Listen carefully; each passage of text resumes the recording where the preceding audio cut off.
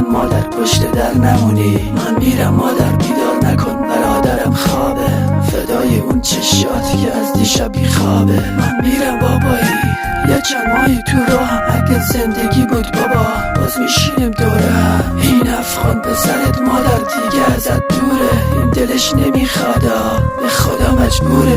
خدا حافظ آهای پاره این تنم، پارچه‌هامو بریز مادر بریز پشت سرم. مادر تاکسی اومده ها سر خیابونه، این افغان پسرت یکی دو ما بیابونه. مادر گوشی همرام نیست ها نگرانم نشی، مادر مریضی ها توی این شبا بیدار نشی. این سری چار بوش میره آهای مردم این محل، اگه کشته شدن ندین به مادرم خبر. مادر چند روز شد هنوزم من توی این راهم، مادر شبا سرده من توی این کوها نمیخوابم. مادر هرچی میرم جلو آبادی نمیبینم، مادر افتادم زمین و دستمو نمیگیرم. مادر دعا کن میگن دعای مادر میگیره، مادر دعا کن دل هیچ افغان پسری نگیره. مادر دعا کن که وطن خودم آرامشه، آخه تا کی باید هم وطن من مهاجر شه.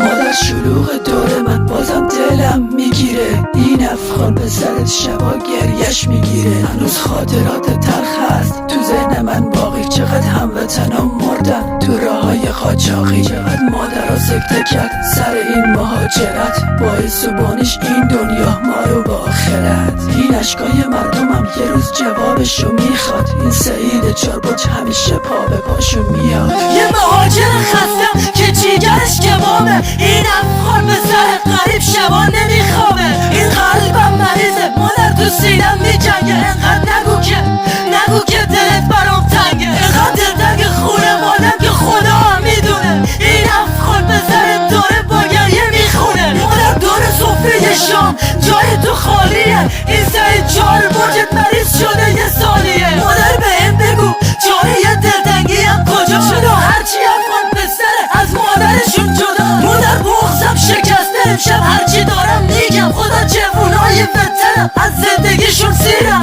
تو این اتاق تاریک یه مهاجر بیخواد، خدا از باعث و بانیش اون دنیا جواب میخواد. سلامتی مادری که الان چشم راه